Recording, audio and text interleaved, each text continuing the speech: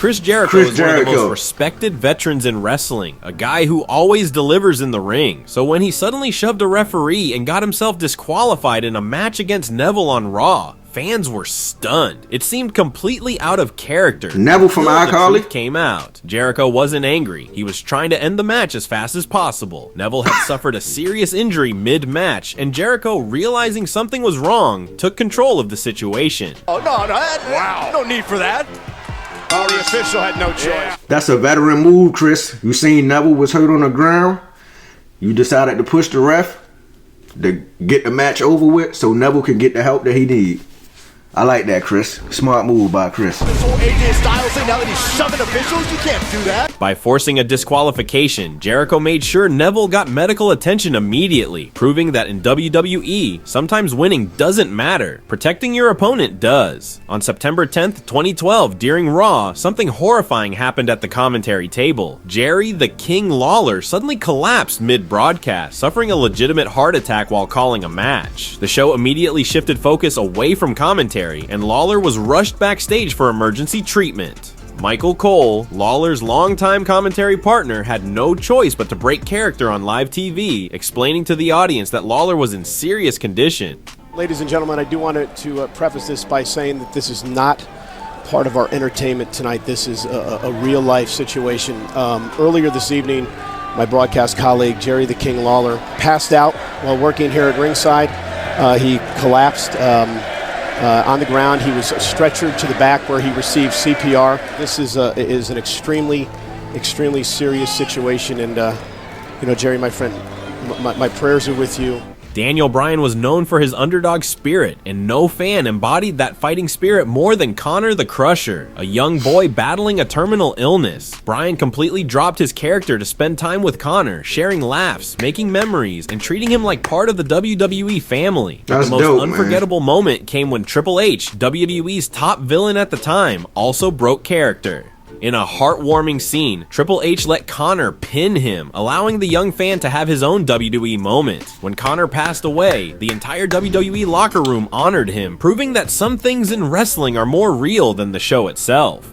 The Undertaker is known for never breaking character, but on the first Raw after WrestleMania 24, he made an exception for someone special, Ric Flair. The night before, Flair had his final WWE match against Shawn Michaels in an emotional showdown that ended with Michaels picking the win. On Raw, WWE aired a tribute to the Nature Boy, with superstars stepping onto the stage to give him one final ovation. Then in a rare moment, The Undertaker, still fully dressed in his Deadman gear, came out, removed. I ain't gonna lie, man, when this happened, you couldn't make me believe that Undertaker wasn't about to come out and give Ric Flair a chokeslam. I ain't gonna lie, I was scared for Rick a little bit. I ain't gonna lie. Cause he was walking down slow, he had that mean mug on his face. You know how Undertaker look when it's time to go, when it's go time. He looked at mean. So Undertaker never really smiled, so unless he off camera now he smiled, cause he ain't wrestling no more. He ain't gotta portray that he this dark soul that don't have no feelings and all that. But yeah, when this shit happened, I thought for sure Ric Flair was either going to catch a chokeslam or a tombstone power driver. One of the two. But shout out to Rick, man, and Undertaker for not chokeslamming him.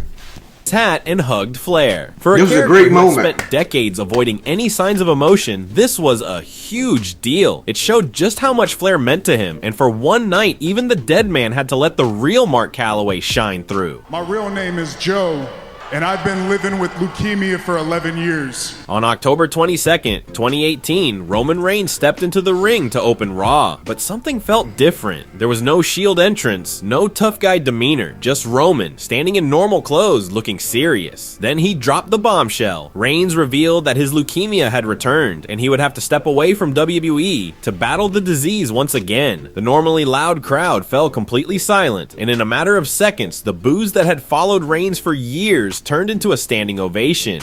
My real name is Joe, and I've been living with leukemia for 11 years. And unfortunately, it's back. And I'm gonna have to relinquish the Universal Championship. After his speech, Reigns walked up the ramp, where Seth Rollins and Dean Ambrose met him, openly emotional as they embraced their brother. Randy Orton is known as the Viper, one of the most ruthless wrestlers in WWE history, but at Survivor Series 2016, he showed a rare moment of pure compassion. During the match, Shane McMahon took a brutal spear from Roman Reigns and was knocked out cold. His son, who was sitting ringside, was visibly shaken, watching his dad lay motionless in the ring. That's when Orton broke character completely. Instead of staying focused on the match, Orton walked over to the kid, put his hand on his shoulder, and reassured him that Shane was going to be okay. For a man who usually plays the coldest heel in WWE... Man, why y'all do Shane like that, man? Y'all know Shane was old. Good thing Shane alright, though. Man, that looked like it hurt it. Shit. But shout out to Shane, man. That's why I respect wrestlers so much, man, because they put their body on the line every single night for our entertainment, though. I respect wrestlers, NFL players, NBA players, anybody that do any kind of sports and entertainment business. I respect you, man, because you be putting your life on the line, like, every single day just to entertain us. So we appreciate y'all, man. I'm going to be a wrestler one day. I hope y'all know this. Y'all going to see me in the ring, you know, hitting backflips and cartwheels and all that kind of stuff. I'm going to be the next Jeff Hardy, I'm telling you. Of Orton that fans rarely, if ever, get to see.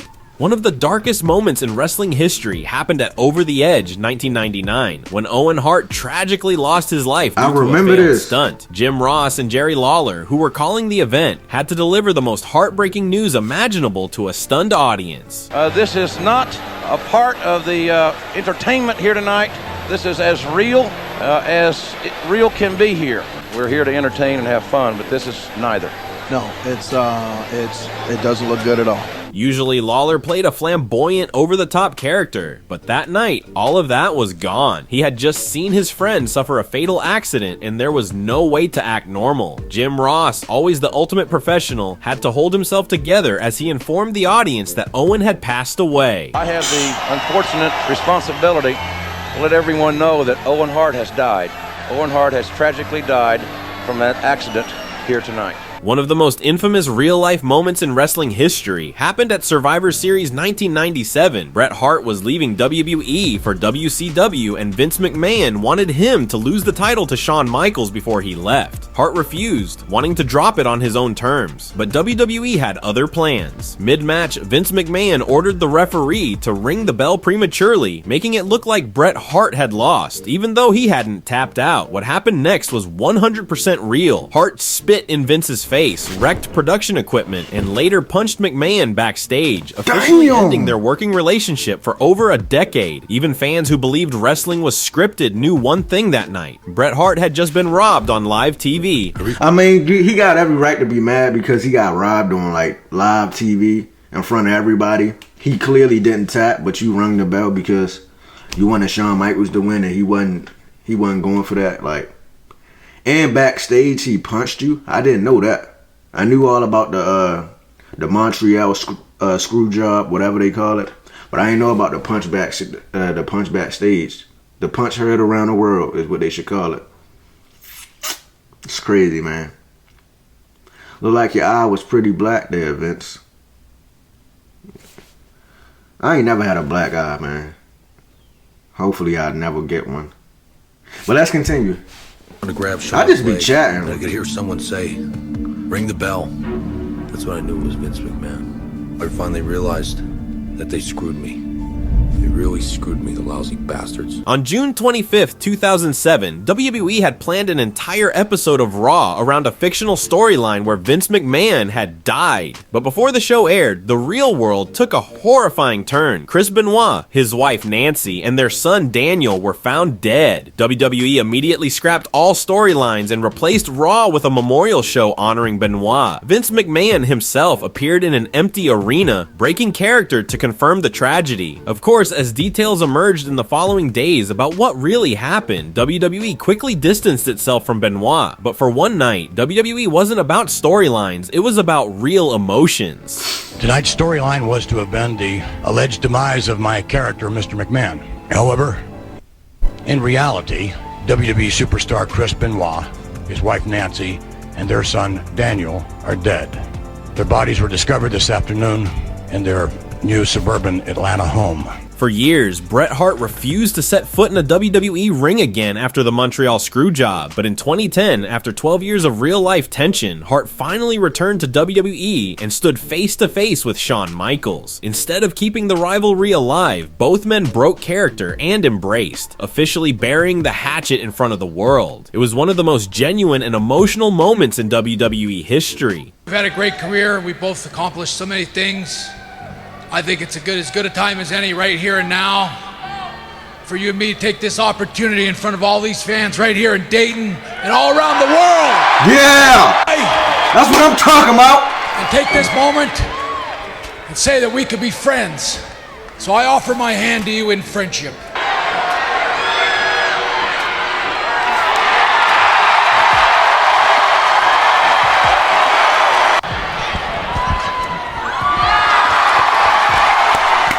Becky Lynch had just reached the peak of her career, holding the Raw Women's Championship for over a year. But when she found out she was pregnant, everything changed. Instead of making it part of a storyline, Becky dropped her character completely, walked into the ring, and tearfully handed her championship to Asuka. It was a rare real-life moment in wrestling, and even Asuka, who was supposed to be an over-the-top character, broke down in tears.